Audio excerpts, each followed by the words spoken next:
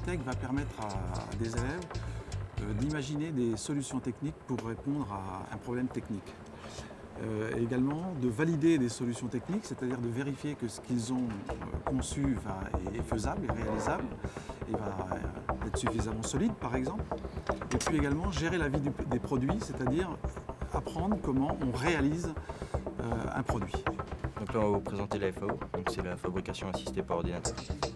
Donc on met au point un programme qui permet d'usiner la voiture sur une machine à commande numérique. Donc on va rentrer le programme dans l'ordinateur. Donc à la fin ça va nous donner une voiture comme ça. On a un logiciel qui nous permet de simuler l'enlèvement de la matière. Donc là on voit l'enlèvement de la matière sur le bloc de bois. Nous avons un support d'enseignement qui est le challenge course en cours et qui va permettre aux élèves d'imaginer une mini-Formule 1 à propulsion électrique pour faire des courses et faire de la compétition pour se mesurer à d'autres équipes de l'académie, voire de la France. Les élèves travaillent dans des équipes où chacun joue un rôle. Il y a par exemple un ingénieur de conception qui va concevoir la voiture sur CATIA V5. Il y a également un ingénieur de fabrication, un responsable style et design, un responsable communication.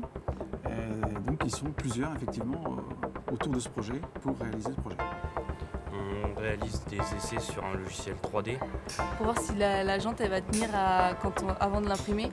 Si on l'imprime et qu'elle casse, après on sera obligé de la rechanger et tout. Donc il y a une option pour voir si elle va résister lors de la course. On va sélectionner des points principaux au niveau de la jante pour voir si la force entraînée par le moteur va pas la casser.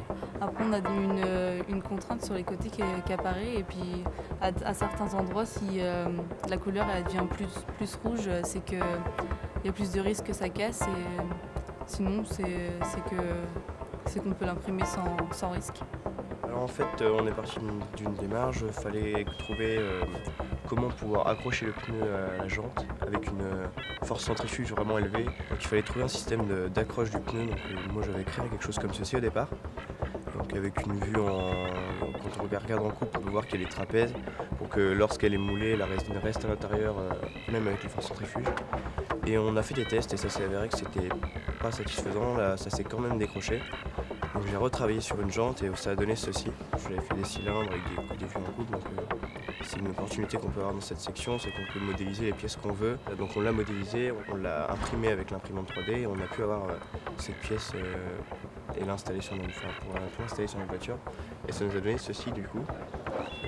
Donc on a pu directement mouler après par un moule qu'on a fait également sur l'imprimante 3D, qu'on a créé sur notre logiciel 3D. Et donc on a pu créer notre roue définitive qu'on va installer sur notre voiture. Alors moi je m'occupe de la communication. En fait course en cours c'est comme des écuries de F1 en fait, il faut faire toute la communication pour promouvoir l'équipe. Donc moi je m'occupe de tout ce qui est diaporama pour présenter au jury lors de l'épreuve. Diaporama qui résume tout ce qu'on a fait de A à Z.